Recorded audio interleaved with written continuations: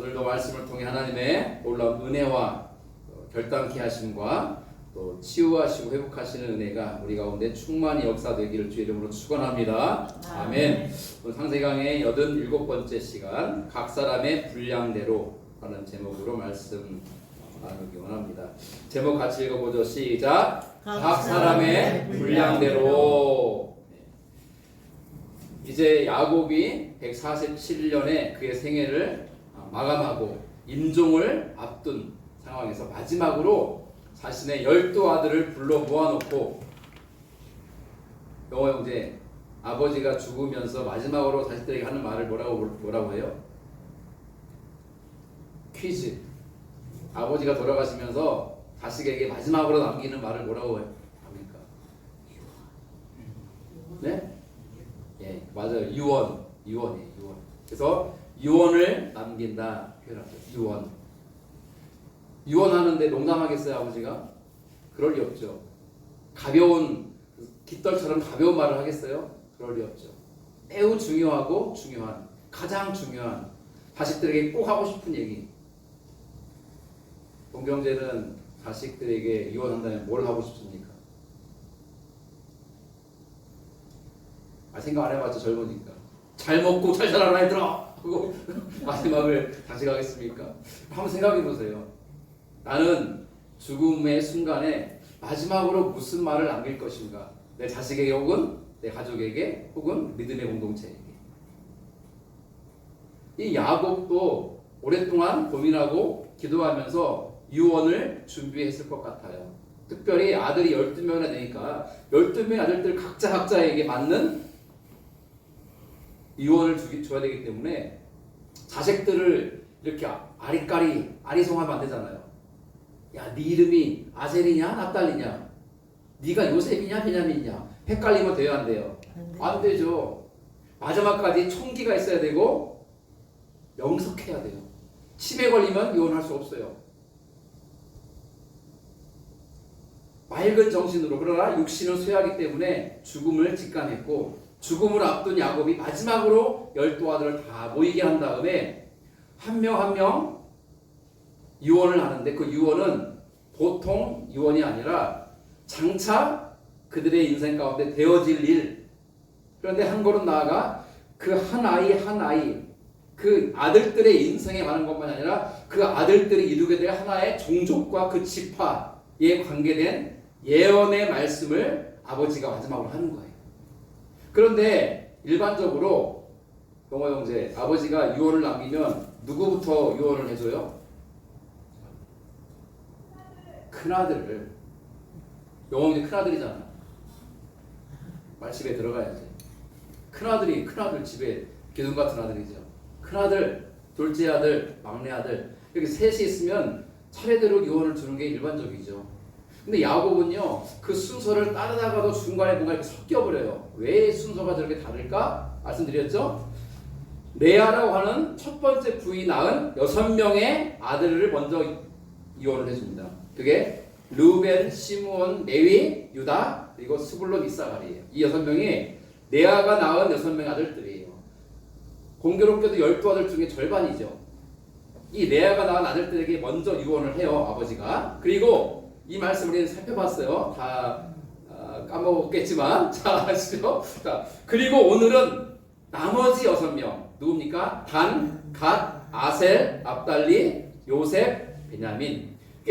나머지 6명에 대한 유언, 그들의 인생이 어떻게 될 것인지에 대한 예언의 말씀을 전달해 줍니다. 자, 오늘은 이 노란색으로 되어 있는 나머지 6명을 살펴볼 건데요. 자, 7번째 누가 했냐면 단이에요. 자, 단과 관련된 말씀은 16절로 18절인데요. 자막을 보고 같이 읽죠. 단은 이스라엘의 한 지파같이 그의 백성을 심판하리로다. 단은 길섭의 뱀이요 새끼의 독사로다. 말굽을 불어서 그 탄 자를 뒤로 떨어지게 하리로다. 여호와여, 나는 주의 구원을 기다리나이다. 아멘. 네, 이 세 구절이 아버지가 단이라는 5번째 아들에게 주는 예언의 말씀이에요. 자, 그런데 보면요, 빨간색 글씨를 보세요. 첫 줄에 보면 그의 백성을 심판하리로다. 그런데 흥미로운 건요, 단이라는 그 아들의 이름 뜻이 심판 혹은 심판관, 재판관 이런 뜻이에요. 그럼 다니엘 기억하세요? 다니엘 뜻은 하나님의 재판관이시다 이런 뜻이에요. 단. 그러니까 단은 재판관, 재판하는, 심판한다는 거예요. 심판한다는 거 뜻이.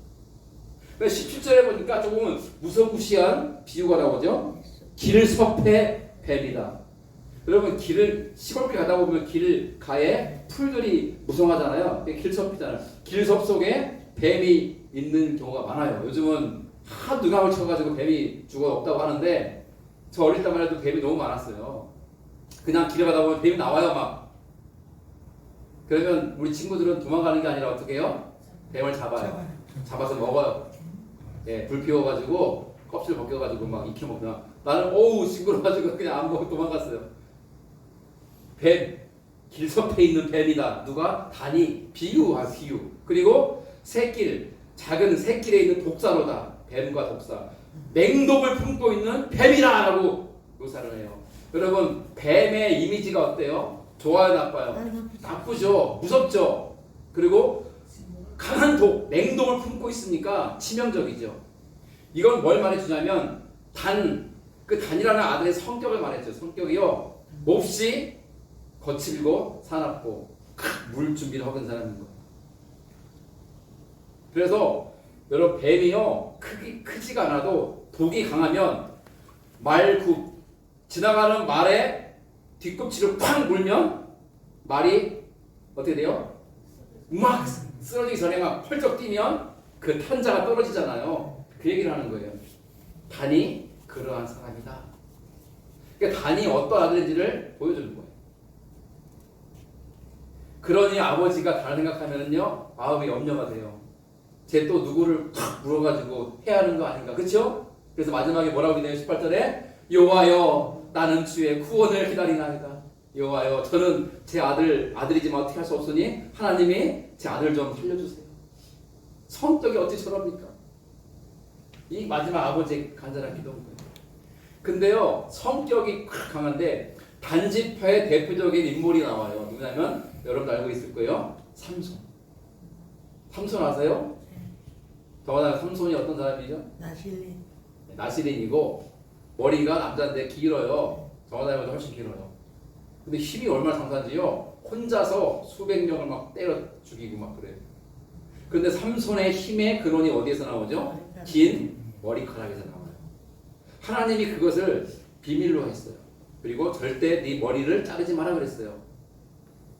근데 삼손이 뭐에 약하냐? 여자에 약했어요. 여자에. 용어처럼 여자에 약해요. 여자들이 용어한테 오빠 나 배고파 하면 용어 문제는 가자 밥 사줄게. 그잖아요. 밥도 사주고 선물 사주고. 삼손이 그랬어요. 여자가 삼손이라고 이렇게 부르면 확 넘어가 삼손이. 그런데 들릴라라고 하는 여자가 삼손을 꼬시는 거예요. 사람들에게 돈 받고 삼손을 꼬시라고 그랬어요. 어떻게 그 힘이 빠지는지 알려달라고. 삼손이 다 거짓말해요.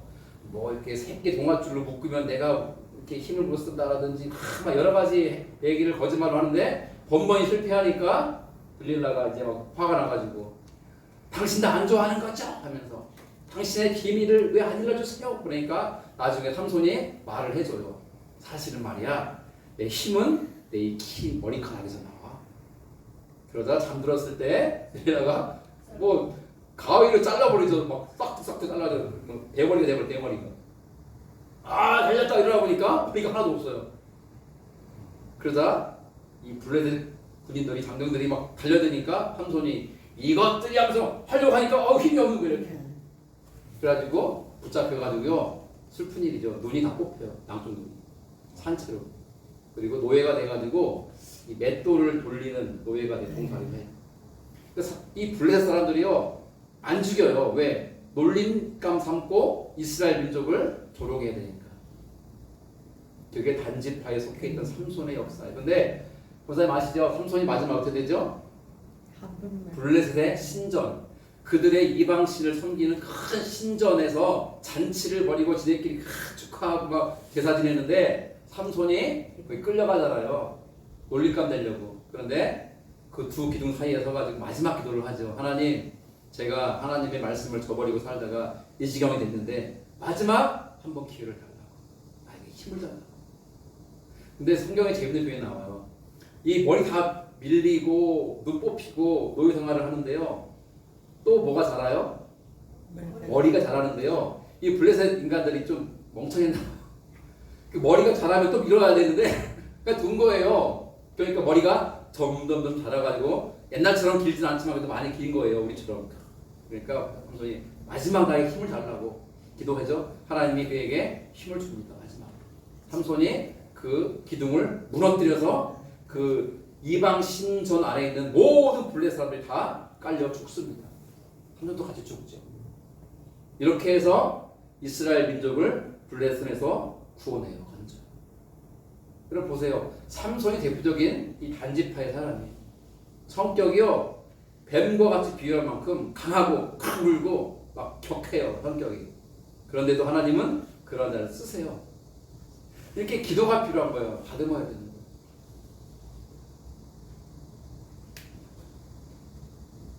그럼 우리 안에 그런 게 있잖아요. 막 거친.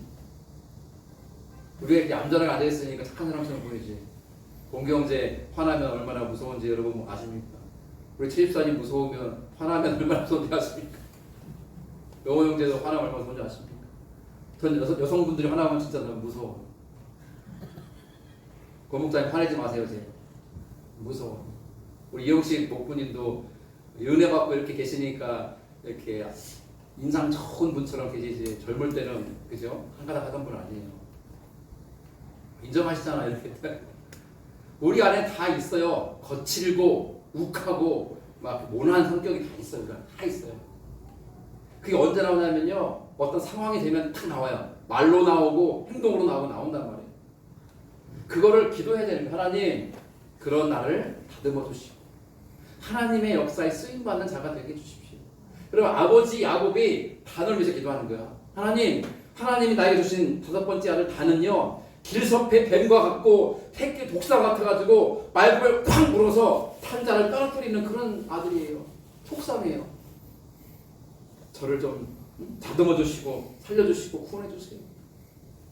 근데 그러한 성격이 단이지만 단은요, 뭘 잘할까요? 그런 만큼 싸움을 잘해요. 그래서 사사시대에 이방 민족과 이스라엘이 전쟁을 많이 하거든요. 전쟁할 때 앞장서가지고 전쟁에 나갔던 지파 중에 하나가 단지파예요. 싸움을 잘하니까. 쓸모가 있는 거예요, 다. 자, 그 다음은요, 갓지파입니다. 자, 8번째로 갓지파를 이렇게 대상으로 갓을 향해서 아버지가 이렇게 유언을 하는 거예요. 같이 읽어보죠. 갓은 군대의 추격을 받으나 도리어 그 뒤를 추격하리로다. 갓은 특별한 건 이게 다예요. 갓, 너는 군대에 추격받는다는 것은 적군의 추격을 받을 것이지만 도리어 그 뒤를 추격하리로다. 이것은 뭐냐면 갓은 실제로 이 가나안 땅을 차지한 다음에 갓지파가 위치한 땅이 이 요단강 동편 오른쪽이에요. 그러니까 요단강 동편 오른쪽에 있는 암몬, 미디안, 모압 이런 들어봤죠? 여러 종족들이 사는 다른 종족들과 국경을 접하고 있어요. 접하고. 뭐가 많을까요? 전쟁이 많아요. 전쟁. 안쪽에 있는 지파들은 상대적으로 전쟁이 일어나면 안전해요. 근데 맨 바깥쪽에 있는 이 갓지파 땅은 항상 이방인과 접촉하고 있기 때문에 전쟁이 많아요. 그러나 축복은 뭐예요? 그들의 추격을 받겠지만 도리어 네가 그들을 추격하리라. 실제로 갓은 또한 전쟁에 전술이 능했대요. 그래서 사사시대에도 이 다른 지파를 대표해서 앞장서서 전쟁에 참전하였고 그들을 적군을 격퇴시키면서 그들을 추격하는 예언이 이루어지는 그러한 지파가 된대요. 이게 갓지파에 대한 아버지의 예언이에요. 자, 이제 아들 아셀에 대한 예언입니다. 같이 읽어보죠. 시작. 아셀에게서 나는 먹을 것은 기름진 것이라 그가 왕의 수라상을 차리려다. 아멘. 아셀은 참 좋은 것만 있죠. 그러니까 아셀, 너가 사는 땅에서 나는 그런 생산되는 것들은 다 기름진 것들이 될 거야. 기름진 것이어서 누가 먹는 것이 될 것이다. 왕이 먹는. 여러분 왕이 먹는 음식이 보통 음식이겠어요? 오늘 오뎅국 먹는데 오뎅국. 우리는 뭐 부산 오뎅 그거 얼마 안 하는 거 하다가 끓여 먹어도 막 배불르고 좋다 하죠. 근데 왕이 그거 먹냐고요. 왕은 우리 먹는 오뎅 안 먹어요. 방통시장에서 파는 순대가 안 먹어요. 왕은. 차라리 지금 좋은 음식만 산의 진미만 먹어요. 그러면 왕의 수라상에 올라가는 음식이면 얼마나 품질이 좋아야 되겠어요? 근데 아셀과 그의 후손이 사는 땅에서 나는 생산품이나 곡식이나 뭐든지 다 기름진 것들, 좋은 것들이어서 왕의 수라상에 올라갈 거다. 축복의 메시지죠. 그러니까 아셀은 그렇게 잘 풍요한 삶을 살 것이다 라고 축복을 해줍니다. 자, 그리고 10번째로 납달리에 대한 예언을 합니다. 21절 같이 읽죠. 시작. 납달리는 노인 암사슴이라 아름다운 소리를 바라는도다. 아멘. 이게 전부예요. 짧죠. 납달리. 근데 납달리를 비유하는 짐승이 나오는데 사슴, 암사슴이에요. 근데 그냥 암사슴이 아니라 노인 암사슴. 이거 무슨 뜻이에요? 노인단 뜻이에요? 잡혔다 뜻이 잡혔어요. 암사슴이 잡혔어요. 그물에 걸려가지고. 그런데 그 암사슴이 잡혀 있다가 노인받았어요. 얼마나 빨리 뛸까요? 그만큼 인첩하고 재빠르고 신속하다는 뜻이죠. 그래서 그들은 이 납달리 실제로 전쟁을 치를 때에도 여러분 전쟁을 하면은 군대가 움직이죠. 군대가 움직이는데 목부님 이영식 목부님 군대가 움직이는데 움직임이 빠를까요? 느릴까요? 느리죠. 사람이 많으니까. 아니 여러분 생각해보세요. 군대가 이동하려면요 엄청 오래 걸려요. 같이 움직이니까 빨리 가려면 혼자 가야 돼. 혼자 가면 빠르죠. 군대 그죠? 그런데 전쟁 났을 때 군대가 빨리 모여가지고 빨리 나가서 대응해야 되는데 다른 집안 느려요. 다 충청도만큼 느려요. 어이구 전쟁 났다는데 모여볼까 하는데 누가 먼저 나가서 싸우고 있어요. 보니까 이 납달리 집안 사람들 나가 싸우고 있는 거예요. 이미 빨라요. 빨라 그만큼 행동이 빠르고 민첩하고. 그래서 다른 지파들이 막 전쟁 준비하고 있는데 여기 나가서 싸우고 있는 거예요. 그리고 어떤 소식을 전해줘요? 아름다운 소리를 바란다. 그래서 여러분 전쟁에서 좋은 소식은 뭡니까? 승리했다. 우리가 이겼다. 목회하면서 제가요 제일 마음이 힘들 때가 언제냐면 이런 거예요. 우리 권 목사님은 목사님 전 많이 아파요. 이런 말 들으면 진짜 내 속상해요. 권사님 전화 가지고 아유 목사님 저 무리가 아파가지고 수련회 못 가겠어요. 막 속상해요. 여러분들이 아프다는 말을 들으면요 내 진짜 속상해요. 하나님 우리 권사님 좀 낫게 해주시고 우리 집사님들 건강하게 해주시고 우리 목사님도 회복되게 해주시고 아무나 기도하지 않겠어요? 요공이 전화 가지고 목사님 왜 저 뭐 했는데 실패했어요. 야 그랬냐? 많이 힘들겠다. 다시 해보자. 하면 될 거야. 최사님, 목사님 거래처하고 일을 하다가 잘못돼가지고 지금 큰 어려움을 겪었습니다. 아유 그래 집사님 사업보다 그럴 수 있죠. 기도하기 힘내세요. 이런 말 들으면 마음이 어렵잖아요. 목사. 목사님이 힘들어하니까 이런 말 안 해야 되겠다. 아니 그런 말 아니에요. 제발 해주세요. 제가 기도해야 되니까. 근데 갑자기 정관장님 전화하죠. 목사님 그래요. 저 부업했는데 야 이렇게 돈 벌어가지고 이렇게 해가지고요. 제가 이렇게 했어요. 사장님이 일 잘한다고 일 더 많이 시켜주고 크게 됐어요. 저 정직원 됐어요. 일용직에서 정직원 됐어요. 얼마나 기뻐. 동경제. 목사님 저 일용직으로 일을 일주일에 한두 번밖에 못했는데 정식 직원 돼가지고 일자리 얻었어요. 잘 됐다고 기쁘다고. 우리 권사님 집을 멋지게 리모델링 해가지고 이제는 편안하게 사신다는 얘기 듣고 우리 갔잖아요. 얼마나 좋아요. 우리 목부님, 이영식 목부님 어머님 이제 또 정부의 여러 가지 좋은 조건이 잘 돼가지고 신청이 됐고 한 2달 안에 이제 정부 지원도 받고 원룸도 얻어준다고 그러고 얼마나 좋은 소식이에요. 자 이런 소식을 들으면 제가 기쁘잖아요. 얼마나 기쁘고 우리 최 집사님 거래가 잘 돼가지고 돈 많이 벌었다고 또 사업처가 또 소개를 해줘가지고 또 다른 사업처가 생겼다고 거래처가 생겼다고 얼마나 좋아. 저희 비가 많이 와가지고 매몰 뚜껑이 막 날아가는 거 보니까 속상하더라고. 저거 왜 날아가지? 저 집사님 저기 만드신 거는 안 날아가지는데 요즘은 맨홀 안에 이렇게 이게 뭐 장치를 해서 사람이 안 떨어지게 하더라고요. 그건 참 좋은 것 같아요. 비가 왔을 때 물이 차면 안 보이잖아요. 근데 맨홀 뚜껑이 이렇게 밀려 있는데 모르고 가다가 빠져가지고 죽은 사람이 있거든요. 그러니까 맨홀에 빠지지 않게끔 장치가 있더라고요. TV 보니까. 여러분 소식이 있는데 어려운 소식이 있고 좋은 소식이 있고요. 무거운 소식이 있고 아주 즐거운 소식이 있고 정말 컴컴한 소식이 있고 환히 밝은 소식이 있는 거 아니에요? 그죠?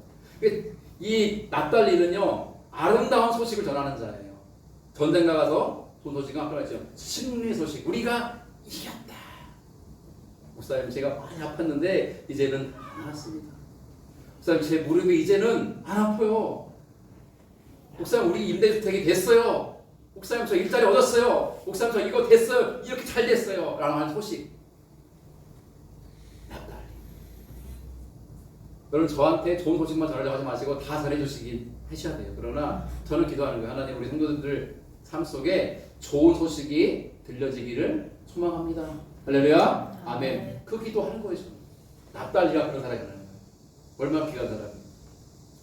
자 이제 납달리는요. 그리고 이름 뜻 자체가 투쟁, 씨름, 경쟁 이런 뜻이에요. 이름대로 하는 거예요. 그죠?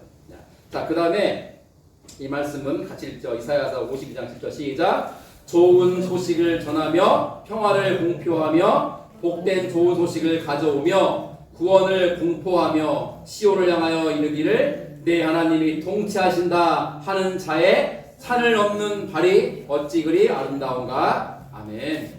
좋은 소식을 전하는 자의 발걸음이 아름답다 얘기하는 거. 좋은 소식. 좋은 소식 중에 좋은 소식이 뭡니까? 예수님이 나의 죄를 위해 십자가 죽으셨다가 사흘 만에 다시 살아났습니다는 예수님의 죽음과 부활의 소식 아닙니까? 누구든지 예수님을 믿으면 죄사함 받고 구원받습니다.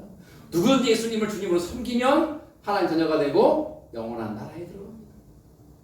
좋은 소식을 전하는 자의 발걸음이 아름다운 좋은 소식.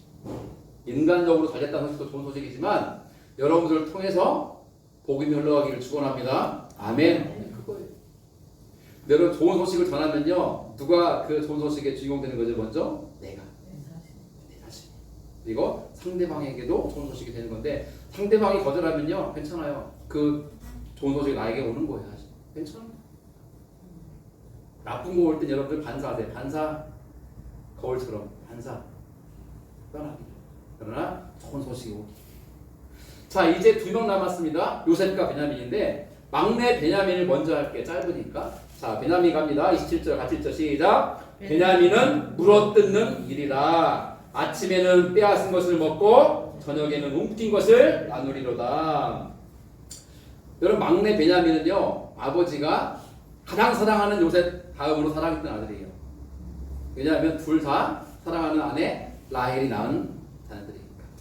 그런데 아버지가 죽음을 앞두고 그 사랑하는 막내 아들을 축복하면서 예언하는데 내용이 조금 좀 그래요. 그죠? 거시기해요. 보세요. 물어뜯는 일이라. 여러분 일이 하면 어떤 이미지예요? 일이. 늑대 일이. 사납고 난폭하고 무섭잖아요. 막 물어뜯고 잡아먹고. 근데 그거 일이라고 하면 무시무시한데 물어뜯는 일이다. 얼마나 사납고 무서운 이미지예요. 그러니까 베냐민이 그랬나 봐요. 근데 여러분 혹시 사사기 읽으셨습니까? 올해? 사사기 18장에 보면요 무시무시한 얘기가 나오는데 뭐냐면 베냐민 지파 사람들이 정말 참담한 일을 저지르는데 레위 지파에 속한 한 레위 사람이 아내 외에 첩을 두었거든요. 근데 그 첩을 데리고 어느 지역에 갔는데 그 지역에 있는 베냐민 사람들이 찾아와요. 밤에 와서는 그 집에 찾아온 레위 남자를 내놓으라고 해요. 소돔과 고모라성과 똑같은 사건이 벌어져요. 우리가 그를 강간해야 되겠다. 남자들이 남자를 잡아오라고 그래요. 그러니까 그 집 주인이 그래요. 당신들 왜 그러냐. 결혼 안 한 내 딸들이 둘이 있고 이 손님의 첩도 같이 있으니 다 내줄게 여자들을.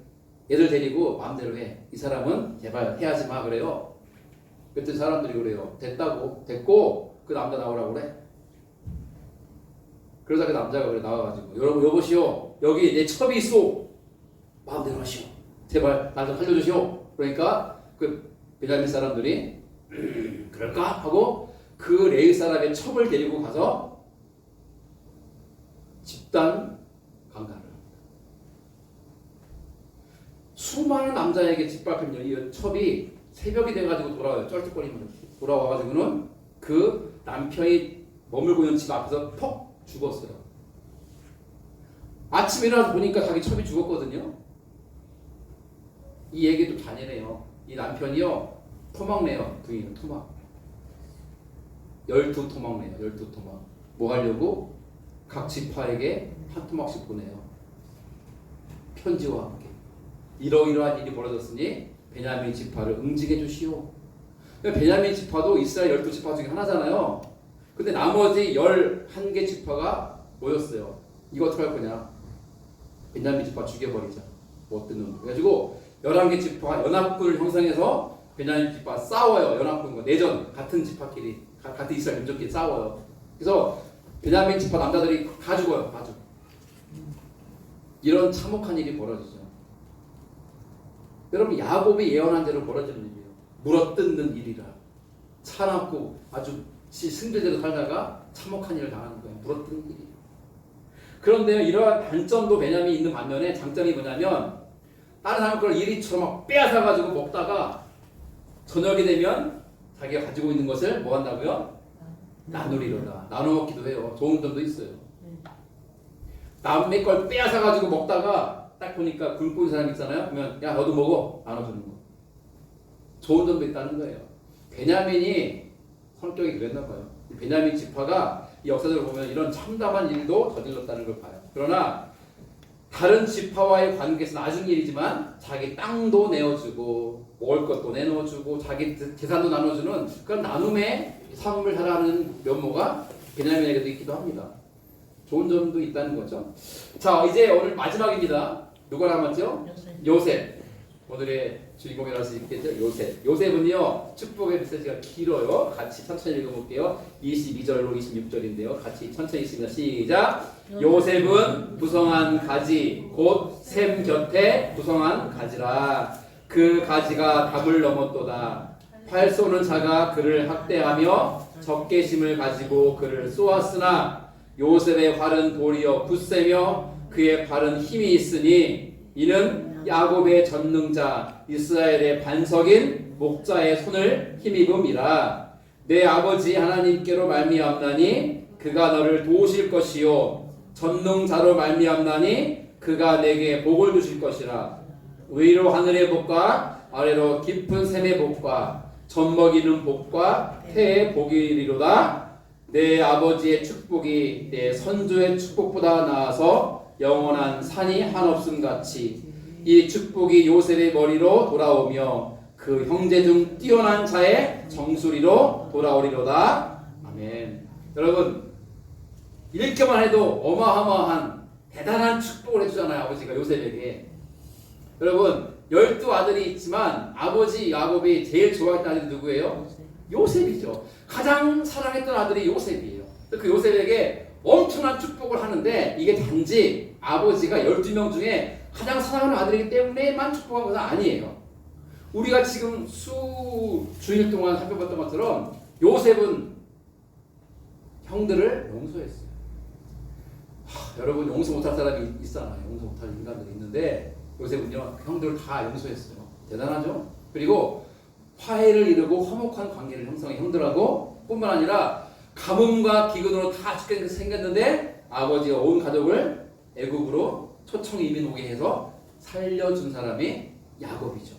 그래서 아버지는 마지막으로 야곱에게 어마어마한 축복의 메시지를 주는데 그 축복의 메시지를 조금 살펴보고 오늘 말씀을 마무리해 볼까 해요. 자, 세 가지를 얘기하는 첫 번째는요 요셉을 가리켜서 샘 곁에 부성한 가지다. 넌 이러한 사람이 될 거야 라고 축복해요. 자, 20을 보면요 요셉은 무성한 가지고 샘 곁에 무성한 가지라. 그 가지가 담을 넘었도다 라고 말합니다. 여러분 나무가 있는데 가지와 잎이 무성하면 좋아요 나빠요? 좋은 거죠. 나무가 있는데 가지도 파리하고 잎사귀도 별로 없어요. 좋아요 나빠요? 병든 나무겠죠. 무성한 가지라는 건요, 나무가 있는데 가지가 많고 잎이 무성한 거예요. 근데 잎만 무성하면 뭐예요? 뭐가 있어야 돼요? 열매. 여러분, 예수님도 열매 나무는 저주에 죽였어요. 우리 인생 가운데 열매가 없으면 하나님 앞에서 우리는 심판받잖아요. 열매가 필요해요. 믿음의 열매가.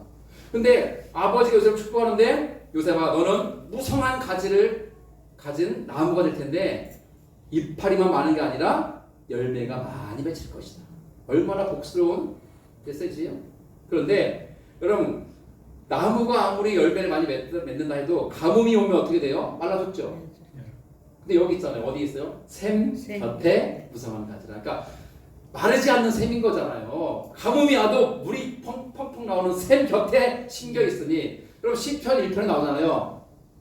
시냇가에 심기운 나무가 시절을 쫓아 과실을 맺으며 그 잎사귀가 마르지 아니함 같으니 그랬잖아요. 여러분, 샘 곁에 있으면요 마르지 않는 거예요. 이게 하나님의 은혜를 말하는 거예요. 마르지 않는 하나님의 은혜 가운데 살아가는 너의 삶에는 무성한 가지와 함께 풍성한 열매를 맺을 것이고, 마지막 그 가지가 다물어붙다. 이 말은 너의 영향력이 네 형들에게, 다른 사람들에게 흘러갈 것이다, 그 말이에요.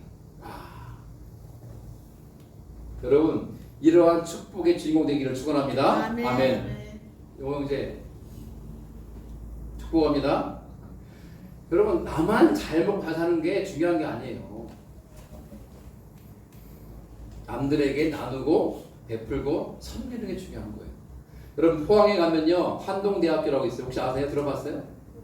네. 포항에 가면요 한동대학교, 혹시 고사님 들어봤어요? 한동대. 예. 한동대학교는 기독교 대학이거든요. 근데 저는 한동대학교를 들어가보진 않았고 그 앞에까지만 가봤는데, 가보면 막 써있어요. 현수막에 우리 대학교는 하나님의 대학교입니다 막 써있어요. 그리고 막 곳곳에 막 대학생들 막 기도하고 있어요. 캠퍼스에. 기독교 대학이거든요. 근데 그 한동대학교에 모토가 있어요.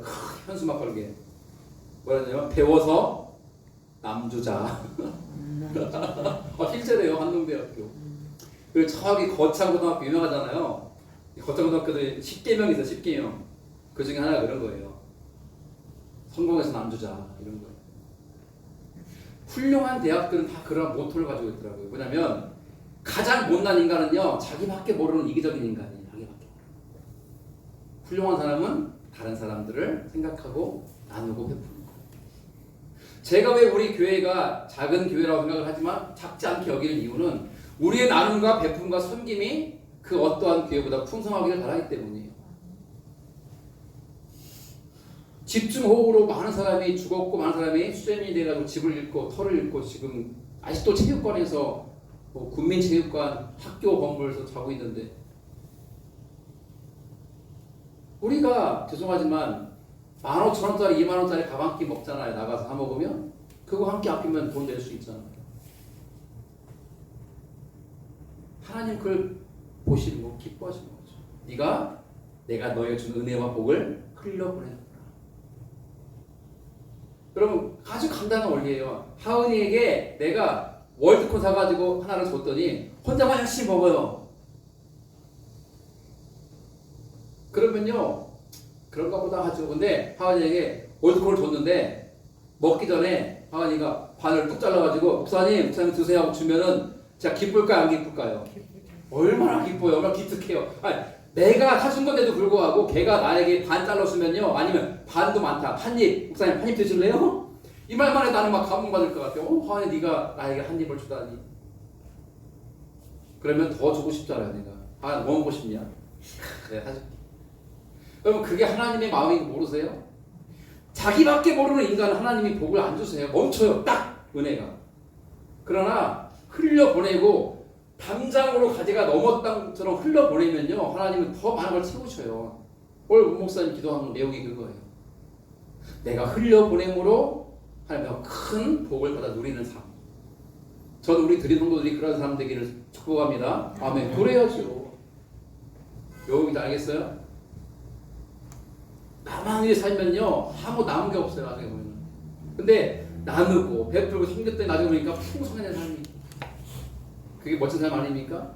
요셉을 향한 축복의 첫 번째예요. 두 번째는 뭐냐? 굳센 활과 힘있는 팔에 대한 얘기를 해요. 자, 23절을 같이 읽습니다. 시작. 활 쏘는 자가 그를 학대하며 적개심을 가지고 그를 쏘았으나 요셉의 활은 도리어 굳세며 그의 팔은 힘이 있으니 이는 야곱의 전능자 이스라엘의 반석인 목자의 손을 힘입음이라. 아멘. 여러분, 누군가가 잘 나가요, 성공해요, 번성해요. 그럼 꼭 누가 있기 마련이에요? 시기하고 질투하고 미워하는 인간이 있다 없다? 있어요. 잠깐만요. 네. 저기서 목자의 손은 하나님 이야기하는 거예요? 어디요? 목자의 손 제일 밑에 줄에. 아, 예, 맞아요. 네. 맞죠? 보세요. 설명해 드릴 거예요. 여러분, 요셉이 아버지 사랑받자 누가 시기 질투했어요? 처음에 형들이. 같은 핏줄여도요 질투하는 거예요. 아버지가 왜 쟤만 좋아해? 그래서 죽이려고 그랬잖아요. 노예로 팔았잖아요. 그리고 요셉이 얼마나 이것까지 고생을 해요. 그러니까 요셉이 잘 나가고 성공하고 번성해도 항상 주변에 시기하고 질투하고 미워하는 인간들이 있다는 거예요. 그런데 보니까 요셉아, 너는 참 하나님 복 받은 자이지만 네 인생에 누가 많다? 너를 학대하고 적개심을 품고 너에게 화살을 쏘아대는 인간들이 많단다. 걱정하지 마라. 이 말 뭐예요? 요셉아, 너의 활은 도리어 굳세고 너의 팔에는 힘이 있으니 뭐한다? 네가 그들을 물리칠 것이다. 그런데 중요한 것은 그 뒷얘기예요. 이는 요셉의 활이 굳세어지고 그의 팔이 더 힘있게 된 이유는 요셉이 출중한 사람이라서 그런 게 아니라, 이는부터 읽어보고 시작. 이는 야곱의 전능자 이스라엘의 반석인 목자의 손을 힘입음이라. 아멘. 목자의 손 누구예요? 하나님의 손이 하나님의 손. 여러분, 인생이 잘 되고 못 되고의 기준은 다른 게 아니라 하나님의 손에 붙들렸느냐 아니냐에 따라 달려있는 줄 믿습니다. 아멘. 하나님께 붙잡히니까 시기 질투 미워하고 공격하고 참소한 인간들이 많아도 하나님이 막아주시고 보호하시고 지키더라는 거예요. 그리고 하나님이 요셉에게 그 활을 굳세게 하고 그 활을 힘있게 해서 그들을 다 물리치겠다는 거예요. 시편 3편 8절 말씀 같이 했습니다. 구원은 여호와께 있사오니 주의 복을 주의 백성에게 내리소서. 아멘. 우리 인생의 구원은 누구에게 있다는 거예요? 여호와께 있는 거예요. 내가 잘 살고 흥하고 번성하는 것도 하나님 손에 있는 거고요. 내 영혼이 구원받아서 내 삶이 회복되고 하나님 나라의 별처럼 빛나는 삶이 되길 원한다면 그 삶은 나에게 있는 게 아니에요. 하나님께 있는 거예요. 예레미야 3장 23절 같이 했습니다. 작은 산들과 큰 산 위에서 떠드는 것은 참으로 헛된 일이라. 이스라엘의 구원은 진실로 우리 하나님 여호와께 있나이다. 아멘. 이스라엘의 구원이 하나님께 있다면 우리의 구원도 하나님께 있는 줄로 믿습니다. 아멘. 이거 아는 사람이 믿음의 사람이죠. 그런가 하면 여호수아 4장 24절 같이 했습니다. 시작. 이는 땅의 모든 백성에게 여호와의 손이 강하신 것을 알게 하며 너희가 너희 하나님 여호와를 항상 경외하게 하려 하심이라 하라. 아멘. 하나님은 우리로 하여금 여호와의 손이 강한 것을 알게 하시는 분이죠. 하나님 손이 강한 거죠.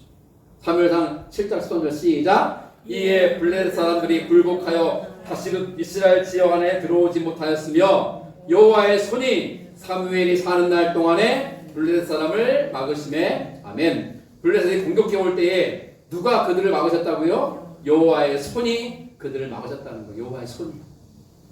스가랴서 7장 28절 시작. 또 나로 왕과 그의 보좌관들 앞과 왕의 권세 있는 모든 방백의 앞에서 은혜를 얻게 하셨도다. 내 하나님 여호와의 손이 내 위에 있으므로 내가 힘을 얻어 이스라엘 중에 우두머리들을 모아 나와 함께 올라오게 하였노라. 아멘. 여호와의 손이 내 위에 있으므로 내가 힘을 얻었노라. 요셉은 그걸 알았어요. 경험을 통해서. 내 지혜와 총명과 능력으로 하는 게 아니라 하나님의 손에 붙들릴 때에 내가 승리하고 번성하고 형통하는구나를 알았어요. 아버지 야곱이 그러한 요셉을 축복하며 한 번 더 강조하는 거예요. 그게 오늘 우리를 향한 말씀 아니에요. 마지막 말씀입니다. 마지막. 세 번째. 축복 위에 축복을 마지막으로 요셉이 이렇게 쏟아붓습니다. 그럼 물을 이렇게 쏟아 붓듯이 양동이에 물 담아가지고 확 붓듯이 여름이 얼마나 시원해요. 여러분 등목해 본 적 있으세요? 등목? 등목할 때요 바가지로 쫄쫄쫄 물을 흘리면 엎드린 사람이 기분이 좋아요 나빠요? 나쁘고 팔 아파 죽겠는데 빨리 부어 힘들어 그냥 얘라 이거 물확 불면 막 얼마나 시원해요. 저 어릴 때 저희 돌아가신 어머니는 항상 저한테 등목을 해달라고 그랬어요. 생각하니까 좀 그러네요. 저희 누나도 있는데 저한테 시켰어요. 어머니가 옷을 위통을 딱 벗으시고 어머니잖아요. 엎드리 야물 좀 부어라. 그때 제가요 물 이렇게 머리 젖을까봐 쫄쫄쫄 했더니 확 부어 그래가지고 물을 확 부었더니 시원하다 그때 기억이 나요. 제 기억이. 그 양동이로 물을 확 붓듯이 하나님이 복의 복을 더하라. 마지막 주는 메시지예요. 자, 같이 25절 있으면 천천히 시작. 내 아버지 하나님께로 말미암나니 그가 너를 도우실 것이요 전능자로 말미암나니 그가 내게 복을 주실 것이라. 위로 하늘의 복과 아래로 깊은 샘의 복과 젖먹이는 복과 태의 복이로다. 내 아버지의 축복이 내 선조의 축복보다 나아서 영원한 산이 한없음 같이 이 축복이 요셉의 머리로 돌아오며 그 형제 중 뛰어난 자의 정수리로 돌아오리로다. 아멘. 이러한 축복이 여러분들에게 임하기를 축원합니다. 아멘. 이 말씀은요 설명이 필요하긴 하지만 그 자체로 우리에게는 벅찬 가슴으로 오는 거예요. 이러한 놀라운 복을 너에게 주겠다. 시간 다 넘어갑니다. 오늘 본문의 마지막 절입니다. 같이 읽죠. 시작. 이들은 이스라엘의 12지파라. 이와 같이 그들의 아버지가 그들에게 말하고 그들에게 축복하였으니 곧 그들 각 사람의 분량대로 축복하였더라. 아멘. 오늘 설교의 제목이 뭐였죠? 여기 나와서 노란색. 각 사람의 분량대로. 저는 이 말씀을 보면서 이런 생각이 들었어요. 권사님 안 그래요? 아들이 12명인데요. 다 달라요. 성격도 다르고 생김도 다르고 사는 모양도 다르고 다 달라요 보니까. 그런데 하나님이 그 12아들에게 내리시는 복도 다르더라고요. 주신 은혜가 다르더라고요. 우리가 지금 한 공간에 있지만 기억하세요. 하나님이 여러분들에게 주시는 복과 은혜는 다 달라요. 저에게 주시는 게 따로 있고 여러분 주시는 게 따로 있다는 거예요. 하나님이 정한 대로 그 분량대로 주셔요. 제가 이 말씀 묵상하면서 뭐가 떠오르냐면 마태복음 25장 말씀이 떠올랐어요. 달란트 이야기 기억하세요? 한 주인이 외국으로 나가면서 세 종을 불러요. 한 명에는 5달란트, 한 명에는 2달란트, 한 명에는 1달란트를 주고 떠나요. 시간이 한참 지나서 주인이 돌아왔습니다. 그리고 종들을 다시 불러 모아요. 그리고 결산해요. 결산. 먼저 5달란트 받은 종에게 물어요. 얘야, 너는 5달란트 받은 걸로 뭐 했니? 보고합니다. 얘 주인이 저는 5달란트 받아가지고 열심히 장사하고 일해서 5달란트를 또 남겼습니다. 여기 2개를 더해서 10달란트를 가지고 왔으니 주인이 받으십시오 라고 바칩니다. 그때 주인이 이렇게 말하죠. 잘했다. 너는 참으로 착하고 충성된 종이로구나. 내가 적은 일에 충성하였으니 내가 많은 것을 내게 맡길 것이다. 그리고 내가 마련한 잔치에 참여하여 함께 즐거움을 나누자 라고 말합니다. 다음 두 번째 2달란트 받은 종 이리 와라. 보고해봐라. 보고합니다. 주인님 저에게 2달란트를 주셨지 않습니까? 네, 그거 가지고 열심히 장사하고 이래가지고 2달란트를 더 남겼나이다. 여기 4달란트를 가지고 왔사오니 주인님 당신 것이니 받으십시오. 바칩니다. 주인이 뭐라고 하느냐? 똑같이 말해 이렇게. 잘했다. 너는 착하고 충성된 종이로구나. 내가 적은 일에 충성하였으니 내가 많은 것을 내게 맡길 것이다. 그리고 내가 마련한 잔치에 참여하여 함께 즐거움을 나누자 라고 말해요. 마지막 세 번째 1달란트 받은 종이 왔습니다. 너는 어떻게 했냐? 물어요. 예 주인님, 저는 주인님의 마음이 완고하고 심지 않은 데서 거두지 않는 분이라고 생각을 했기 때문에 가서 땅에 묻었습니다. 파가지고 다시 가지고 왔으니 1달란트를 다시 받으십시오 라고 내밀었어요. 주인이 뭐라고 말합니까? 너는 참으로 악하고 게으른 종이로구나. 나는 심지 않은 데서 거두고 해치지 않은 데서 모으는 사람으로 알고 있었느냐? 그러면 내가 내 돈을 은행에 맡겼다가 원금과 함께 이자를 가지고 왔어야 마땅했다. 그러면서 이런 말씀하십니다. 29절 같이 읽죠. 시작. 무릇 있는 자는 받아 풍족하게 되고 없는 자는 그 있는 것까지 빼앗기리라. 아멘. 예수님 말씀이에요. 질문 드리죠. 그 이야기 속에서 주인은 왜 한 사람에게는 5달란트를 주고 한 사람에게는 2달란트를 주고 한 사람에게는 1달란트를 줬을까요? 똑같이 3 주면 안 됐나요? 그거는 누구 마음이에요? 주인 마음이에요. 주인이신 하나님 마음이에요. 하나님 우리에게 주시는 능력과 재능과 은사와 재물과 건강과 모든 게 다 달라요.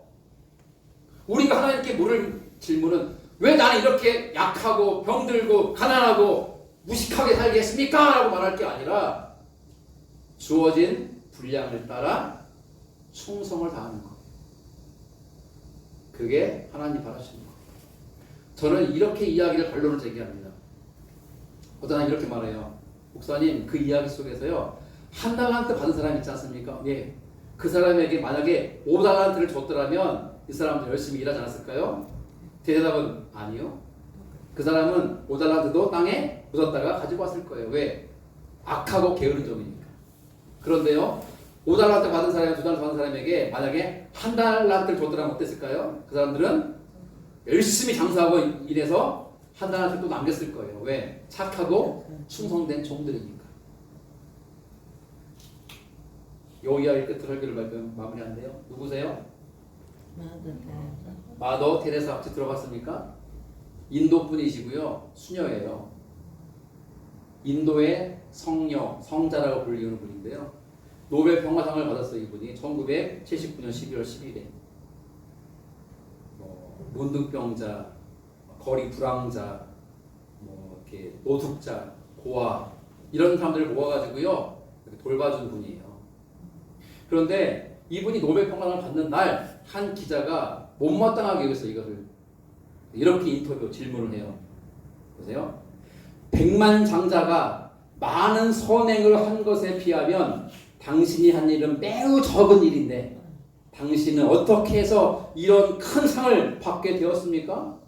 당신이 노벨 평화상을 받은 게 합당하다고 생각하십니까? 라고 질문했어요. 아주 무례하고 못된 질문이죠. 그때 테레사가 막 욕했을까요? 이 XX야 꺼져라 그랬을까요? 안 그랬어요. 이렇게만 했어요. 하나님은 나를 성공하라고 부르신 것이 아니라 충성하라고 부르셨습니다. 오늘 말씀의 주제가 여기 있다고 저는 생각을 해요. 왜 나는 요셉이 아니죠? 왜 난 유다가 아니죠? 아니요. 우리는 루벤일 수도 있고 단일 수도 있고 아셀일 수도 있고 납달일 수도 있고요. 우리는 여러 그 아들 중에 가장 못나거나 가장 부족한 아들일 수도 있어요. 그죠? 그런데 그러한 부족함 속에서 더 나아 보이는 사람과 비교하고 이걸 위해서 불평하고 원망하고 열등감에 빠져있으라고 하나님은 바라지 않으세요. 우리는 우리에게 주어진 분량대로 살아가는 거예요. 다만 주신 하나님께 감사하며 어떻게 충성하며 사는 게 정답이에요. 여러분 저나 여러분들이나 우크라이나 전쟁 멈출 수 있습니까? 우크라이나와 러시아 전쟁하고 4년째 하고 있는데 전쟁을 종전시킬 수 있냐고요. 우리가 할 수 없어요.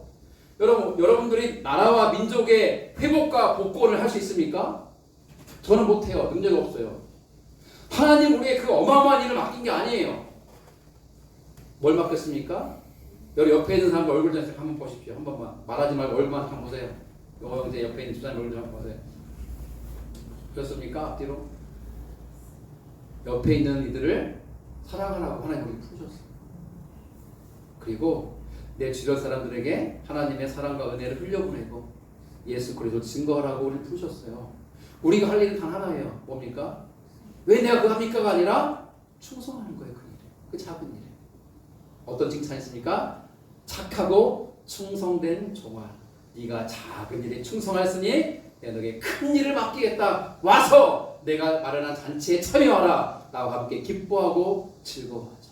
할렐루야. 아멘. 그 칭찬의 주인공 될 수 있기를 주 이름으로 축원합니다. 아멘. 다음 기회는